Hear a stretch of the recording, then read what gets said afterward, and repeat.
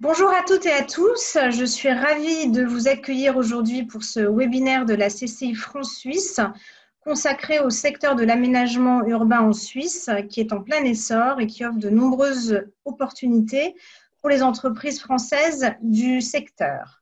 Alors aujourd'hui, j'ai le plaisir d'avoir à mes côtés Madame Adriana Rabinovic, qui est responsable du domaine agglomération et région de la Direction générale du territoire et du logement de l'État de Vaud, ainsi que Madame Juliette Pfisterer, chef de projet à la CCI France-Suisse.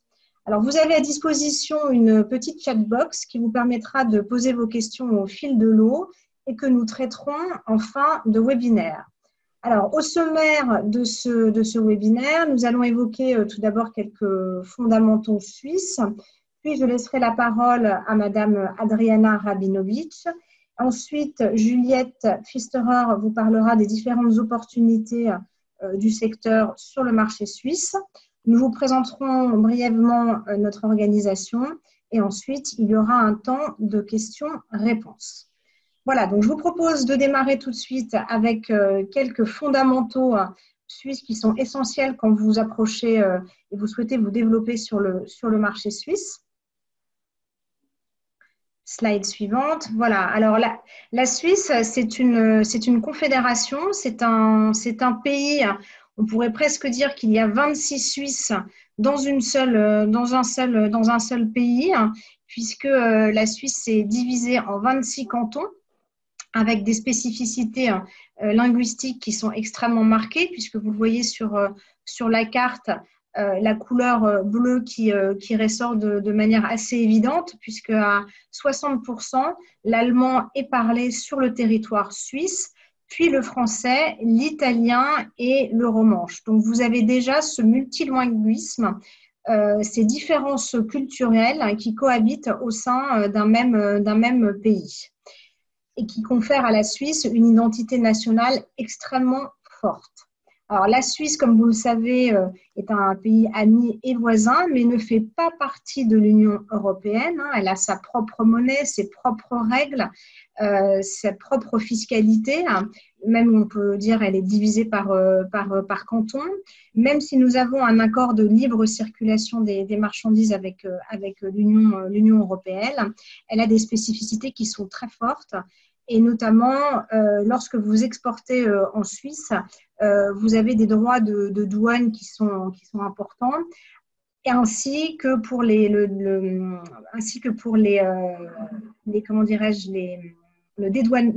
détachement de personnel, pardon. Là aussi, il y a des limitations qui sont importantes et il faut bien vous renseigner au préalable pour pouvoir vous enregistrer afin d'être en règle lorsque vous détachez du personnel en Suisse. Alors, la Suisse est un pays extrêmement attractif avec une qualité de vie, de services, de main-d'œuvre et une fiscalité qui est très intéressante et donc qui attire énormément d'entreprises sur le territoire. C'est un petit pays de 8,5 millions d'habitants, composé d'un quart de la population étrangère. Nous avons en Suisse une grande partie aussi de la classe d'âge qui est en apprentissage très tôt, puisqu'on a un mode d'éducation qui est un petit peu différent de celui en France. Et c'est vrai que très tôt, les jeunes peuvent prendre une orientation professionnelle et se former à de futurs métiers. Alors, très régulièrement, la Suisse apparaît comme le pays avec le pouvoir d'achat le plus fort, un des plus élevés au monde. On voit qu'on a une concentration de millionnaires extrêmement importants sur le territoire. Au classement mondial du PIB, la Suisse arrive en 19 positions. Et c'est vrai que Zurich, Berne et Genève font partie des villes européennes les plus chères. En termes de mode de travail, là aussi, ça diffère. Les conditions sont un petit peu différentes puisque les Suisses travaillent en moyenne 42 heures par semaine, ont 4 semaines de congés payés et partent à la retraite à 65 ans. Alors, le taux de chômage est effectivement un des plus bas en Europe, 2,9%. avec un salaire horaire qui est effectivement relativement élevé. Hein. Les salaires sont effectivement plus élevés, mais la main-d'œuvre aussi coûte naturellement plus cher en Suisse. On a un flux aussi de passagers entre les deux frontières assez conséquent, puisqu'il y a autant de travailleurs français qui travaillent en Suisse que de travailleurs suisses qui travaillent en France. Et donc, il y a une grande fluctuation de ces deux populations des deux parts de la frontière quotidiennement.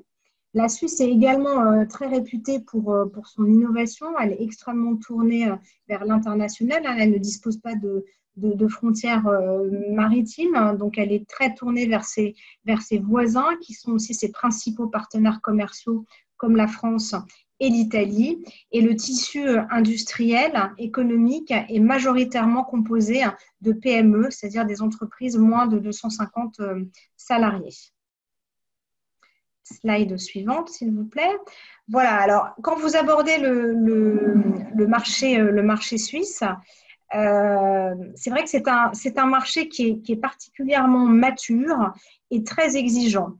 Donc, il est très important pour vous, entreprises françaises, de pouvoir proposer, d'être force de proposition et d'avoir une offre produit ou de service à forte valeur ajoutée pour aller capter l'intérêt des entreprises suisses.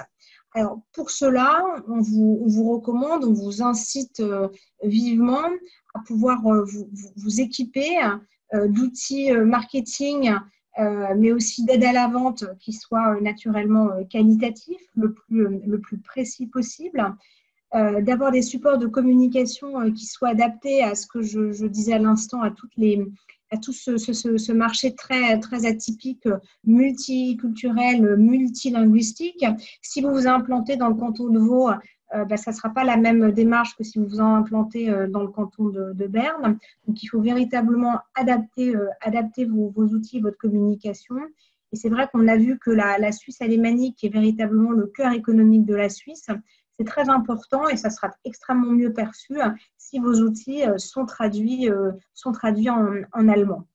Alors, naturellement, il convient de bien se renseigner sur ces interlocuteurs, de pouvoir bien connaître naturellement leur secteur d'activité, ce qu'ils font, leurs équipes, leurs capacités financières pour assurer le meilleur suivi de votre prospection. Et puis, il faut capitaliser sur vos références. Si vous avez déjà travaillé à l'export, si vous avez déjà travaillé sur la Suisse, vous avez déjà été porteur d'un projet, on vous invite aussi à pouvoir le mettre en avant, ce qui permettra de rassurer vos interlocuteurs et de démontrer que vous avez déjà une connaissance du marché et que vous avez déjà réalisé des projets sur Suisse. Voilà, comme je le disais, parmi les outils, effectivement, avoir une liste de prix en francs suisses en prenant bien en compte la TVA suisse qui est ici à 7,7%, les taxes douanières pour pouvoir calculer naturellement le prix le plus juste. Peut-être un prix qui sera un petit peu plus cher, mais ce qui n'est pas nécessairement un frein pour les Suisses. En revanche, le point d'attention essentiel, c'est véritablement la qualité de service, la qualité de vos produits que vous allez mettre en place. Il faut absolument respecter vos engagements et ne pas être déceptif lorsque vous vous lancez sur le marché suisse. Car toute déception sera malheureusement irrévocable. Slide suivante, s'il vous plaît. Alors, la Suisse, donc, on vous conseille quand même d'avoir effectivement une stratégie omnicanale et de pouvoir vous appuyer déjà sur un acteur local qui est déjà implanté, qui est déjà développé sur le marché suisse, qui a déjà un portefeuille de clients, qui a déjà un réseau, qui va vous permettre de faciliter toutes vos démarches sur le territoire suisse. Que ça soit au niveau de vos démarches de dédouanement, logistique, tous ces aspects-là qui sont naturellement perçus comme des freins par les entreprises françaises. Si effectivement vous vous déchargez auprès d'un intermédiaire en Suisse, vous serez beaucoup plus confiant dans votre projet. Et puis, effectivement, ça sera beaucoup plus sécurisant dans le cadre de votre relation commerciale. Donc, on vous invite le maximum possible à helvétiser cette démarche, aussi bien d'un point de vue comptabilité et gestion, de pouvoir aussi délivrer des factures en francs suisses. Ça sera extrêmement apprécié plutôt qu'en euros, même si évidemment en Suisse, on traite également les factures en euros. Et puis d'avoir un intermédiaire aussi qui soit le point de contact pour toute la partie service après-vente et maintenance. Alors, toute cette démarche d'éveltisation vous permettra véritablement de créer une relation de confiance avec votre interlocuteur et pérenne. Alors, quelques conseils pour réussir en synthèse, pour réussir sur le marché suisse. La Suisse est un État confédéral. Et vous avez vu, il y a quatre langues. Presque 26 cultures, on pourrait dire, différentes, avec une frontière culturelle importante qui est celle du Rochti-Graben, qui sépare la Suisse romande de la Suisse alémanique, avec véritablement des cultures, des manières de fonctionner qui sont radicalement différentes d'une partie à l'autre de la Suisse. On l'a vu qu'il y avait un attachement local très fort. Donc, c'est vrai que quand vous demandez à un Suisse d'où il vient, donc il va vous dire qu'il est valaisan, par exemple, qu'il vient de la ville de Martigny. Il précisera qu'il est de Martigny-Croix. Donc, voilà, il y a un attachement effectivement très, très, très, très important. Et c'est vrai que les Suisses connaissent très bien la France. Ils connaissent très bien l'actualité de notre pays. Je pense que c'est très important aussi de montrer en retour qu'on connaît aussi ce beau pays qu'est la Suisse. Après quelques notions importantes, c'est cette notion du consensus qui est une valeur véritablement clé dans la culture suisse. On essaye toujours d'arriver à la meilleure solution pour tout le monde. Voilà, c'est cette culture du compromis, et ça, dans vos relations d'affaires, c'est très important de le garder constamment à l'esprit.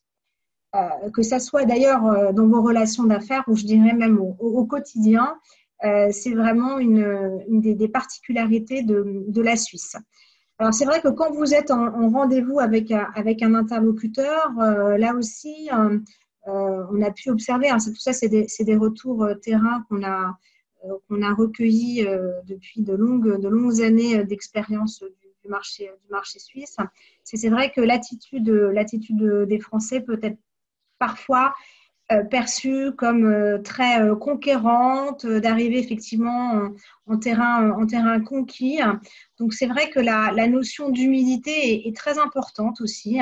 Voilà, soyez humble, soyez simple, soyez pragmatique, allez à l'essentiel dans vos discours, dans vos relations avec les interlocuteurs suisses.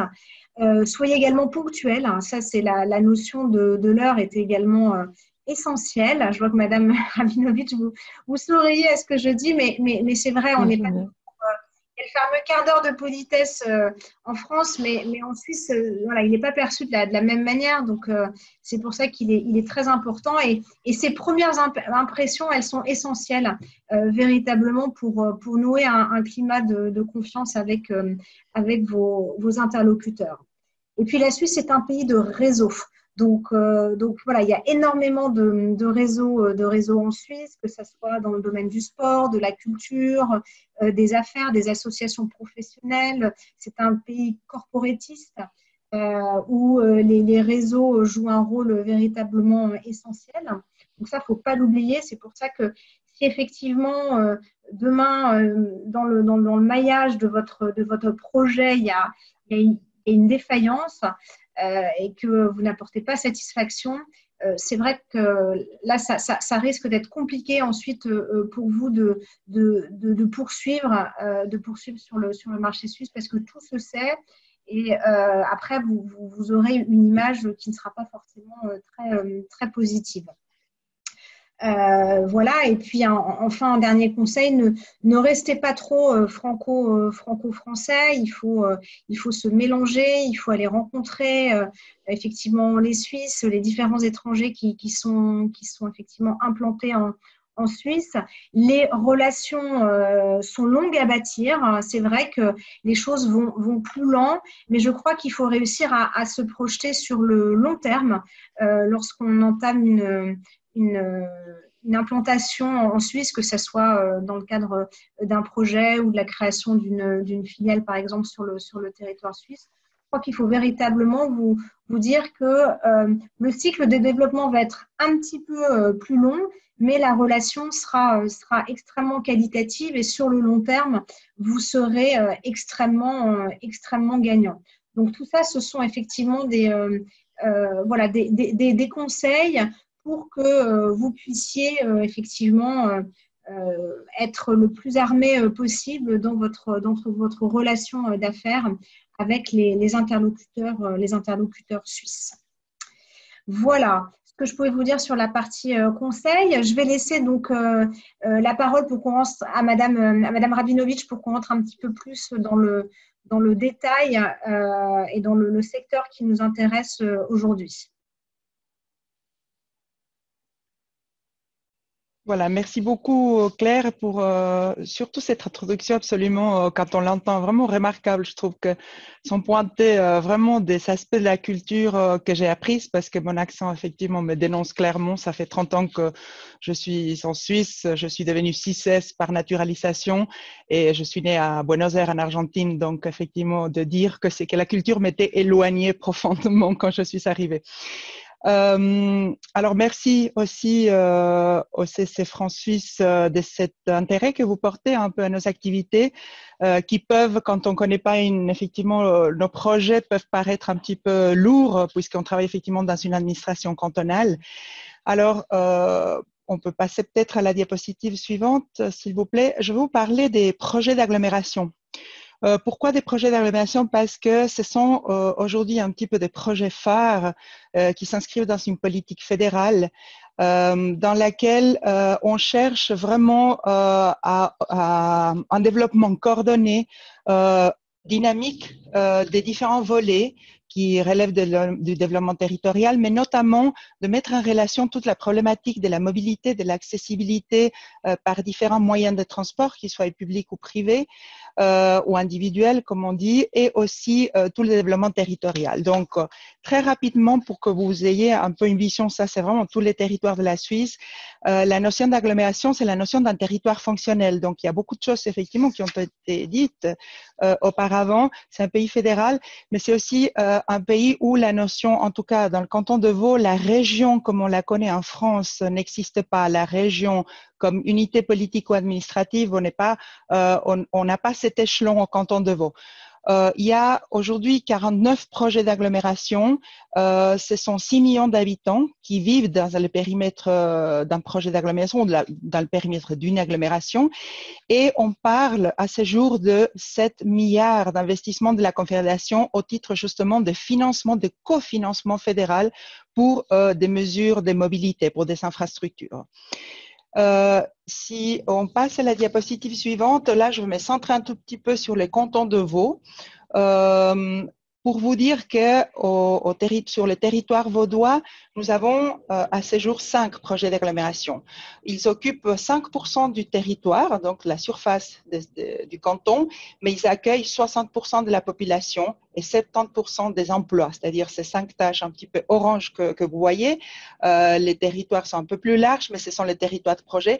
Et ce qu'on doit faire dans ce projet d'agglomération, concrètement, c'est créer les conditions d'accueil entre fin 2015 et fin 2030. Après, il y a différentes étapes pour accueillir 140 000 nouveaux habitants et 70 000 nouveaux emplois. Je vais me centrer pour illustrer un tout petit peu les différents niveaux des projets, les différentes échelles et les différentes étapes sur le projet d'agglomération Lausanne-Morges, qui est le projet qui se situe effectivement au centre. Et ce projet qu'on appelle le PALM, il est vraiment connu comme le PALM, projet d'agglomération Lausanne-Morges. Dans ce territoire que vous voyez un petit peu, c'est sur la tache un peu plus blanche. Le reste, c'est vraiment un territoire plutôt statistique. On doit accueillir entre fin 2015 et fin 2030 75 000 nouveaux habitants et 45 000 nouveaux emplois. Je souligne la question du partenariat des 26 communes, puisque, comme j'ai dit, la région n'existe pas. Comme Claire l'a dit aussi, effectivement, c'est un pays fédéral, mais en dessous de l'échelon cantonal, il y a un échelon qui est très, très important, en tout cas, dans le canton de Vaud, qui est l'échelon de la commune, qui serait l'équivalent de la municipalité. Et les communes dans le canton de Vaud, en termes d'aménagement du territoire, il faut savoir qu'elles ont quand même elles sont autonomes. Et elles peuvent effectivement, tout ce qui concerne l'opportunité du développement reviennent à la commune. C'est un niveau décisionnel essentiel. Et le canton ne peut se prononcer qu'en légalité. Ce qui veut dire que quand on fait des projets d'agglomération, on fait des projets négociés en permanence. Et dans ce cas-là, ce sont 26 communes, 5 secteurs qui sont intercommunaux, il y a encore 2 associations régionales au sens de l'association plutôt économique, et il y a aussi les cantons. Donc, ce terme consensus, effectivement, ce sont des projets négociés dans lesquels on cherche en permanence un consensus pour pouvoir faire du développement au-delà de la commune. À ce jour, on a déposé auprès de la Confédération 3 projets et on a obtenu un cofinancement fédéral pour un demi-milliard environ sur un coût total des infrastructures de 1 500 millions environ. C'est quoi après un projet? On dit dans le PALM, nous avons 400 mesures. C'est quoi un projet? Ce sont en tout aujourd'hui 400 mesures dans le domaine de l'urbanisation, du paysage, de la mobilité, de l'environnement. Ce sont des projets communaux, intercommunaux ou parfois vraiment à l'échelle de toute l'agglomération. Et dans un même site, vous pouvez avoir différents types de mesures. Donc, je vais illustrer un tout petit peu justement sur un site qui s'appelle le site de Malais. On peut passer à la diapositive suivante. Malais c'est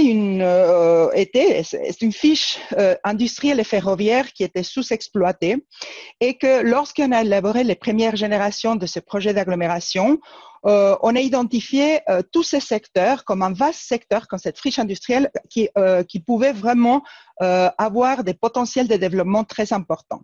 Donc, on peut passer à la diapositive suivante juste pour avoir un peu une idée un peu de l'étendue de ces secteurs. C'est vraiment un grand potentiel de développement. Là, vous avez, donc, toutes ces photos ont été prises au fur et à mesure depuis 2007. Donc, déjà, la patinoire, vous allez voir, elle a été construite. Parfois, ce sont des images de synthèse, juste pour dire que ces photos sont pas forcément le rendu final de ce qui va être fait à la friche de Malais. Mais vous voyez que c'est vraiment une énorme friche ferroviaire dans laquelle on a identifié des secteurs qui peuvent être rénovés, des secteurs qui peuvent être densifiés. Ce sont 90 hectares, non, pardon, 80 hectares. Je crois que je vais dire les chiffres en Suisse. 80 hectares dans la partie ouest de Lausanne et c'est vraiment un site stratégique pour le développement qui se situe sur 3 communes, comme vous voyez en bas, la commune de Lausanne, la commune de Pries, la commune de Renon. Donc, on identifie ces secteurs, on les définit comme un site stratégique pour que vous voyez un peu les étapes. Et déjà en 2005, on engage des études stratégiques pour avoir une vision de comment ces sites devraient se développer. Quelques résultats un tout petit peu de ces études, c'est que il est possible d'accueillir dans tous ces secteurs 2 600 nouveaux habitants et 5 000 nouveaux emplois, qu'on peut effectivement travailler parce qu'il y a des terrains communaux, il y a des terrains cantonaux, il y a des terrains à différentes échelles. On peut vraiment recréer un centre urbain emblématique pour toute cette agglomération. En termes de développement en surface, il avait été calculé au début environ 250 000 mètres carrés de surface des planchers. Et puis dans le but effectivement de un petit peu refaire de cette friche industrielle vraiment un lieu de vie, L'investissement au début était à environ de 1 milliard de francs prévus entre fonds publics et privés. Et aussi sur ces secteurs, vous allez voir l'image, le but était aussi de réaliser l'infrastructure pour les Jeux olympiques de la jeunesse qui ont eu lieu en février de cette année. On peut donc passer à la diapositive suivante. En 2005, on identifie ces secteurs, on s'est donné une idée, c'est ce qu'on appelle nous des grandes études stratégiques, donc de planification stratégique. Et en 2008 déjà, le bureau qui est responsable de tous ces secteurs fait des études tests d'urbanisme. Études tests d'urbanisme, c'est une procédure typique en Suisse assez connue, en fait, dans lesquelles on invite différents bureaux pour faire des études tests. Et effectivement, parfois, il y a commande à la fin des processus, parfois pas, ça dépend un tout petit peu des conditions. Mais ce qu'on va faire, justement, c'est tester, passer à une échelle plus concrète, c'est dire, sur ces différents secteurs qui ont été identifiés, finalement, quelle forme, quel visage on pourrait développer, c'est des concours. Et là, je vous montre donc les résultats d'un des bureaux, en fait, qui a été primé et qu'il propose quelques principes urbanistiques majeurs qui est défini un peu la vocation de chacun de ces secteurs, parce que je vous parle d'abord d'un grand développement, mais finalement, il y a des sous-quartiers. Qu'est-ce qu'on va prôner dans certains types de quartiers? Est-ce que c'est plutôt du logement, c'est de la mixité? Quel type d'activité ou quel type de mixité? Et aussi, qu'est-ce qu'on va faire en termes de paysages, de préservation peut-être de certains bâtiments ou certains secteurs emblématiques qui sont déjà construits, comment on va les maintenir ou les rénover, etc. Donc, on fait ces études tests, je parle en 2008.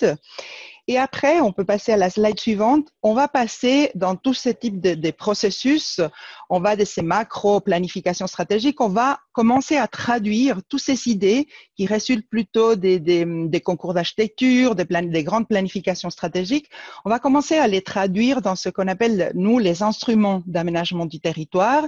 Et là, on a différents types d'instruments. Je ne vais pas faire un cours là-dessus, mais il y a des instruments que nous, on appelle gris, c'est-à-dire qu'ils n'ont pas forcément des bases légales, mais qui permettent des accords de volonté entre les parties, mais qui ne sont pas opposables à des tiers, ou vous avez aussi d'autres instruments, des planifications directrices qui ont des bases légales et qu'elles peuvent après être opposables aux tiers.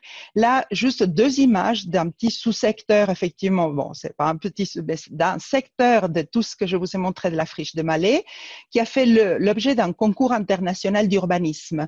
Pourquoi un concours international d'urbanisme pour les espaces publics? C'est parce que les types d'instruments qu'on a en Suisse pour ces grands projets, quand on va passer à affecter le sol, quand on passe de la planification stratégique à l'affectation du sol, on ne peut pas traiter de l'espace public. Et souvent, dans de grandes idées d'urbanisme, après, on peut s'occuper effectivement de la parcelle privée qui a un propriétaire, qu'il soit privé ou public, mais la question de cet espace public, que pour ces grands projets est essentielle, parfois va être difficile à veiller ou à concrétiser. Donc, c'est pour ça qu'il y a eu un concours international pour analyser en particulier tous ces espaces publics.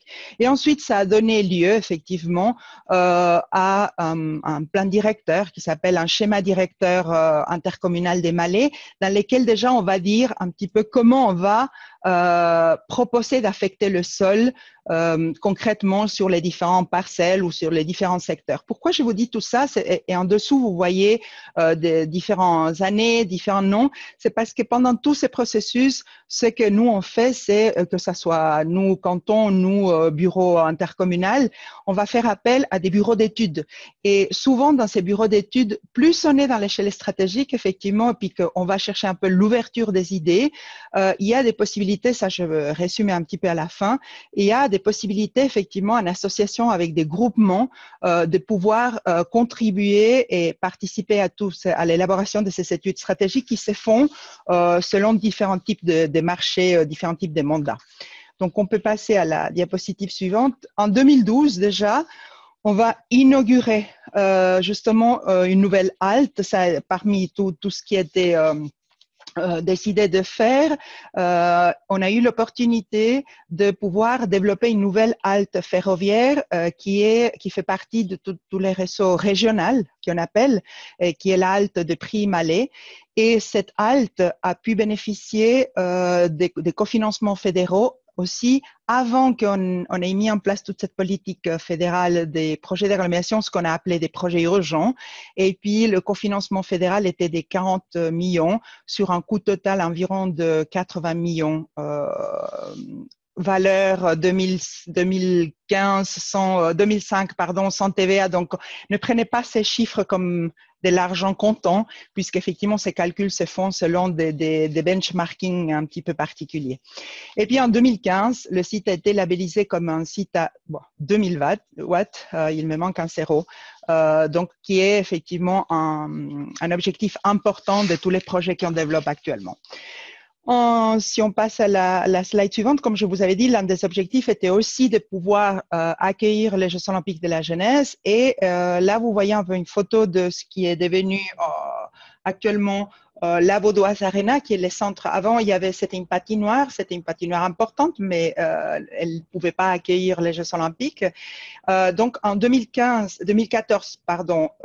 il y a la naissance du projet. On soumet à concours d'architecture ce site et comme je vous ai dit, on doit affecter le sol et cette fois-ci, pour aller très vite et au vu de l'intérêt aussi que ce projet a, on fait un plan d'affectation cantonal. Un plan d'affectation cantonal, c'est quand c'est les conseils d'État directement qui commandent l'affectation et qui va faire l'approbation. Donc, c'est beaucoup plus rapide que de faire un plan d'affectation qui n'est pas piloté par les cantons, qui peut durer parfois, c'est des procédures qui peuvent durer 5, 6 années. 2015, on sélectionne les projets lauréats d'un bureau local. Et puis là, d'autres opportunités, effectivement, parfois, tous ces concours d'architecture sont ouverts, effectivement, selon les marchés publics. Je ne peux pas vous dire exactement les conditions, mais il y a des opportunités aussi de participer, effectivement, à ces concours d'architecture, des concours d'urbanisme aussi. Et en 2016, le Conseil d'État vaudois approuve ces plans d'affectation cantonale et met à l'enquête publique le projet définitif. En 2017, démarre la construction et en 2018, cela devient un partenariat effectivement public-privé de ce qu'on appelle aujourd'hui espace Malais et qui est devenu donc la Vaudoise Arena parce que c'est un joint venture avec la Vaudoise et la Banque cantonale.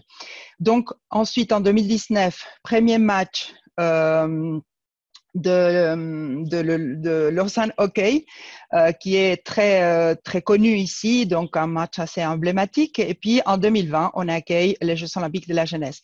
Alors, si vous dites à quelqu'un, donc 6 ans pour faire ce travail en termes de délai en Suisse, c'est vraiment assez remarquable. Ce sont des délais toujours très longs dans la planification et la réalisation. Mais là, voilà, le but a été respecté. Et si on passe à la diapositive suivante, donc aujourd'hui l'horizon, donc chaque secteur, je vous ai montré 2 projets. Il y a beaucoup de projets qui se développent. Il y a des quartiers, il y a un quartier, un écoquartier aussi qui est au concours. Donc il y a énormément de secteurs qui sont en développement et le but, un peu l'horizon temporel, c'est qu'en 2025, on pourra réaliser un peu ces potentiels d'accueil sur d'habitants et d'emplois sur cette friche des Malais avec, comme je vous avais dit, 250 000 mètres carrés environ de surface brute de plancher, 2500 habitants et environ 1500 emplois. Ça, c'est l'un des secteurs.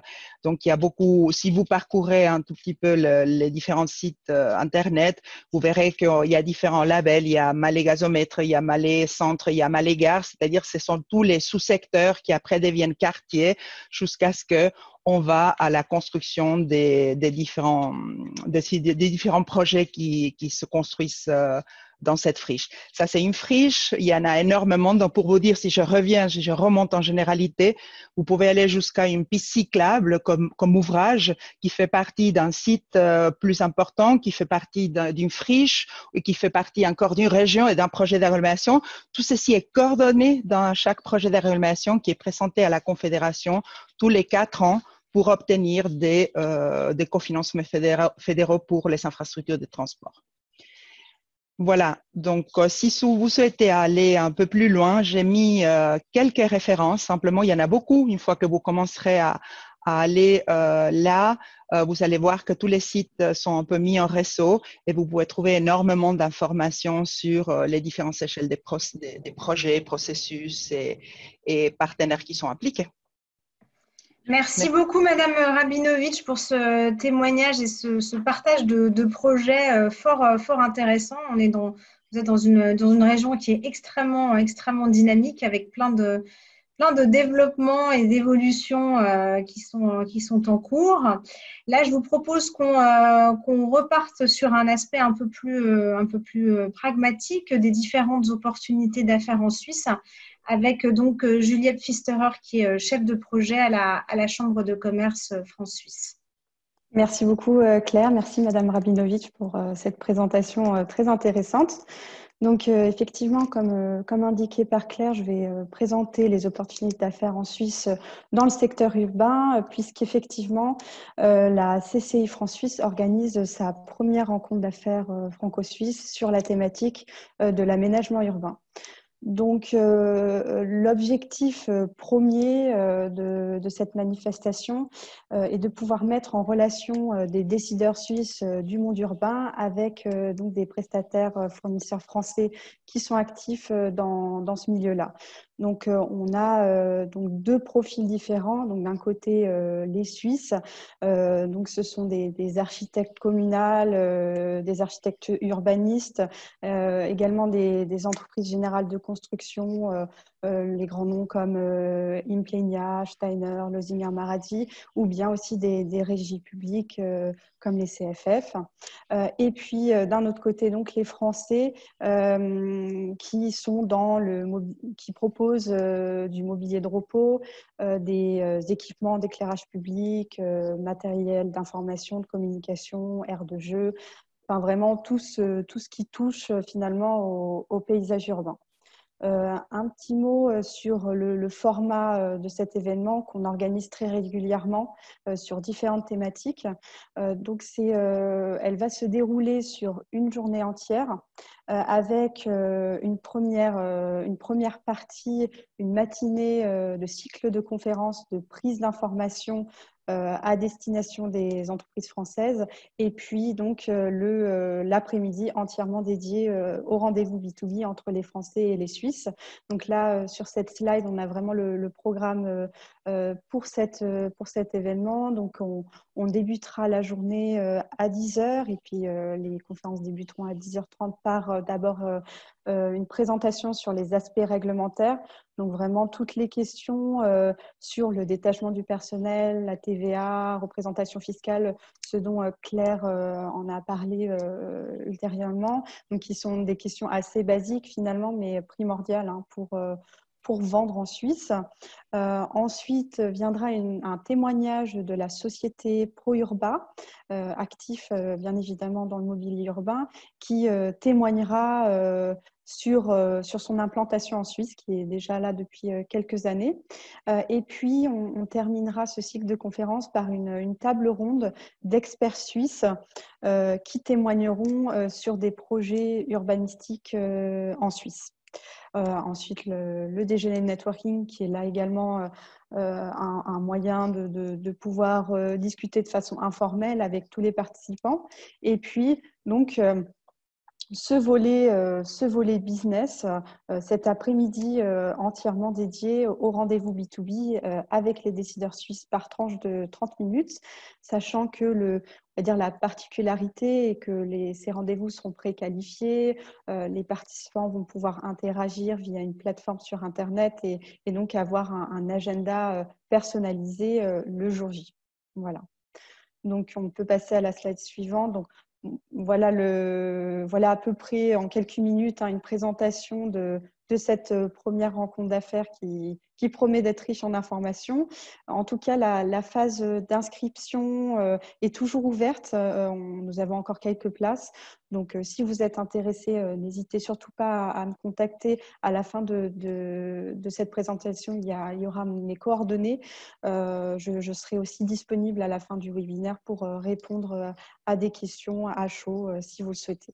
Donc maintenant, je vais finir ce webinaire par par présenter brièvement notre institution, donc la Chambre de commerce France-Suisse, qui est donc le premier réseau d'affaires franco-suisse avec plus de 750 entreprises membres, suisses et françaises, qui représentent un total de plus de 4000 contacts d'affaires. Donc nous existons depuis 126 ans et sommes une association à but non lucratif 100% autofinancée. Nous avons un siège social à Genève et également des antennes à Zurich et à Bâle. Donc, nous sommes vraiment présents sur la Suisse romande comme la Suisse alémanique. Donc, nos trois missions principales, c'est d'une part l'animation et l'information de notre communauté d'affaires franco-suisse, donc par l'organisation d'une cinquantaine d'événements par an sur différentes thématiques, par exemple sur cette rencontre du secteur urbain. D'autre part, nous sommes un relais opérationnel pour les entreprises qui souhaitent s'implanter sur les deux marchés. Donc, nous accompagnons les entreprises dans leurs projets. Nous proposons un certain nombre de services que j'expliquerai dans la slide suivante. Et puis, bien sûr, nous sommes aussi un représentant institutionnel pour nos membres. Donc, pour que vous compreniez un peu mieux notre fonctionnement, voilà une image qui schématise, on va dire, nos pôles d'activité et les services que nous proposons. Donc, nous avons l'activité club, tout ce qui fait vivre notre communauté d'affaires, avec donc les événements, les activités éditoriales également. Ensuite, nous avons un pôle appui administratif et implantation, donc sur toutes les questions de TVA, représentation fiscale et puis l'accompagnement des entreprises sur leurs projets d'implantation. Et puis donc l'appui commercial avec 4 pôles, on va dire 4 services sur l'e-commerce, la franchise, la croissance externe et puis les opérations collectives. Et puis enfin, notre pôle promo salon qui réalise la promotion de plus de 20 salons professionnels en Suisse. On pourra passer à la slide suivante. Voilà, donc là, assez brièvement, pour vous montrer notre comité de soutien qui représente un beau panel finalement d'entreprises issues des services, de l'industrie, de banques. Là, ce sont des entreprises qui nous font confiance, qui nous soutiennent depuis maintenant plusieurs années. Et donc, on est vraiment fiers de pouvoir compter sur eux. Donc voilà, pour moi, ce sera tout. Merci en tout cas pour votre attention. Et puis surtout, n'hésitez pas si vous avez des questions sur la CCI France-Suisse dans sa globalité ou sur donc l'événement qu'on organisera donc le mercredi 30 septembre à Lausanne. Merci. Merci beaucoup, Juliette. Alors, on va passer à la phase questions-réponses. J'ai eu 2 questions pendant le webinaire, donc plus particulièrement pour vous, Madame Rabinovitch. Donc là, effectivement, vous nous avez exposé le projet Malais, hein, qui est relativement quand même complexe. Hein. On voit tout ce que ça implique, un projet d'une telle ampleur, avec ses étapes et tous les différents domaines d'intervention. Est-ce qu'il y a d'autres opportunités de développement que celles que vous nous avez présentées tout à l'heure? Oui, tout à fait. Alors, c'est vrai, je vous ai présenté un des grands projets. J'ai dit qu'il y a énormément de grands projets au sein de ces projets d'agglomération. Mais il faut savoir aussi que dans cet objectif d'accueillir environ 75 000 nouveaux habitants en 15 ans, il y a déjà dans tous les cantons, mais aussi dans les périmètres des projets d'agglomération, des terrains qui sont aujourd'hui affectés, comme on dit en Suisse, en zone d'habitation mixte, c'est-à-dire des terrains sur lesquels il est possible aujourd'hui de déposer un projet et obtenir un permis de construire. Alors, je l'ai dit comme si c'était très simple, mais effectivement, on est vraiment sur des terrains qui ne doivent pas passer par des concours d'architecture pour avoir une vision forcément, qui ne doivent pas passer surtout par ces processus d'affectation du sol, qui sont des processus coûteux en temps et en ressources. Donc, on a aujourd'hui un potentiel dans des terrains déjà affectés, que ce soit pour construire une deuxième maison sur un même, donc pour vous montrer l'échelle. Donc, ça peut aller aussi de construire des surélévations des bâtiments parce qu'on n'a pas exploité tous les droits à bâtir. Donc, on est sur un terrain qui permet une densité plus élevée que ce qui est construit actuellement. Ça, il y a beaucoup en Suisse. Il faut savoir que c'est un pays où, effectivement, la densité de certains quartiers, mis à part les grands centres-villes, elle est encore très en dessous de ce qu'on a l'habitude de voir dans des zones urbaines. Donc, on a un potentiel à exploiter, comme je dis, que ça soit par des marchés du marché des rénovations, du marché de construire un deuxième bâtiment, peut-être dans une même parcelle, peut-être des parcelles vides, quelques parcelles vides, puisqu'effectivement complètement vides, il n'y en a pas énormément, mais il y a effectivement où on peut déjà déposer des projets et construire. Et là, par contre, la relation, effectivement, elle est directe avec les communes. Effectivement, on dépose un permis de construire toujours à l'échelon communal. C'est la commune en Suisse qui, en fait, quand on vote, qui délivre le permis de construire. Donc oui, il y a des opportunités plus immédiates, je dirais, bon, déjà dans le marché du logement, mais dans d'autres marchés également. D'accord. Et alors là, justement, j'ai une autre question qui vient d'être posée. Justement, pour une entreprise française qui souhaiterait donc candidater avec les prescripteurs de ces projets, comment faut-il procéder? Alors, comment faut-il procéder? Il n'y a pas une démarche unique. Je pense que vous avez donné un peu quelques clés. C'est-à-dire, il y a différents types de marchés, effectivement. Il y a des marchés qui sont des marchés publics ouverts dans lesquels il y aura des mises au concours. Ces mises au concours, que ce soit pour un marché de service, que ce soit pour un marché de la construction ou vraiment d'autres types de marchés, de la réalisation, sont publiés sur un site qui s'appelle IMAP, en fait, CIMAP, tout ce qui vient de l'État. C'est-à-dire, lorsque vous voulez, une entreprise veut déposer un projet lorsqu'il s'agit d'un marché ouvert, donc ils le font, tout est publié sur ce site et puis on peut directement déposer l'offre dans ce site-là. Après, beaucoup, comme vous l'avez dit, se passe par des réseaux, effectivement. C'est-à-dire, si on est dans le marché des études, c'est-à-dire tout ce qui est la planification, tout ce qui est les projets pour les bureaux, s'il y a des bureaux d'aménagistes qui écoutent, ils comprennent un tout petit peu à quel marché je m'adresse. Tout ceci, en principe, il faut, pour pouvoir entrer, c'est souvent parce qu'on fait partie d'un groupement, comme vous avez dit, Claire, parfaitement, c'est-à-dire c'est un pays des réseaux, c'est-à-dire parce qu'on a offert à un moment donné une prestation, qu'elle a été convaincante, et puis que finalement on nous retient comme un candidat potentiel, que peut-être une deuxième fois on va faire appel à nous. Et dans ce cadre-là, je dirais qu'effectivement il y a 2-3 consignes absolument à respecter. Comme vous avez dit, c'est un marché très exigeant.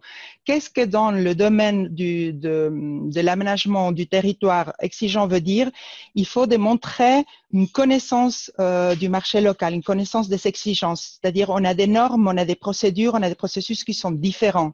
Et souvent, on hésite énormément, même au canton, justement, on s'est dit, allons chercher des bureaux français parce qu'au moins, c'est-à-dire pour sortir un petit peu de notre cercle connu, pour avoir des idées nouvelles, mais on est parfois un petit peu freiné parce qu'il nous faut des gens qui connaissent vraiment, qui sachent vraiment faire la traduction. On peut pas la faire nous.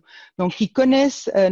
Je pense que dans le marché francophone, parfois c'est presque plus risqué parce que il y a cette tendance à croire que parce qu'on est francophone et qu'on parle la langue, on dit la même chose. Et en réalité, c'est pas forcément le cas. Alors, quand une entreprise française qui va en Suisse allemande, tout de suite, va se rendre compte de cet écart culturel, ne ce soit que par la langue, elle va pas forcément le faire lorsqu'elle va traverser et puis chercher un marché en Suisse romande. Et nous, on voit toujours effectivement ces difficultés. Bon, les délais sont précieux, effectivement. Un jour et une heure, c'est un jour et une heure, et c'est pas le lendemain 3 heures plus tard. Effectivement, il y a des questions culturelles qui sont importantes. Donc, je dirais, pour y arriver, peut-être aller aussi voir les présentations qui se font, donc c'est des consultations publiques, il y a des événements publics qui se font pour commencer à comprendre un petit peu quelles sont les possibilités du marché et s'approcher, je dirais, des bureaux locaux qui souvent cherchent à s'associer parfois, les entreprises de construction vont chercher en sous-traitance, effectivement, certaines prestations et elles vont plus facilement les donner à des prestataires français, pourvu de nouveau que ces prestataires français connaissent la réglementation, les normes, la normative, les modes, les exigences en qualité. Les exigences en qualité sont différentes. Et effectivement, comme vous l'avez dit, si on offre une bonne première prestation, après, effectivement, on est un partenaire reconnu quelque part. Sur du long terme, ouais, ça c'est fondamental dans la relation d'affaires, de faire tout de suite bonne expression et puis d'assurer en fait cette qualité de service pour un marché qui est effectivement très exigeant et qui a des attentes en termes de qualité de service et de produits qui sont extrêmement hautes. C'est toujours cette limite entre montrer la compétence et pas être, nous on a un terme qu'on utilise, il ne faut pas être trop cavalier. Donc, on ne peut pas entrer trop vite. C'est le terme cavalier en canton de Vaud, tout le monde parle ça. Il faut pas être, quand on est trop cavalier, c'est pas vraiment dans la nature vaudoise.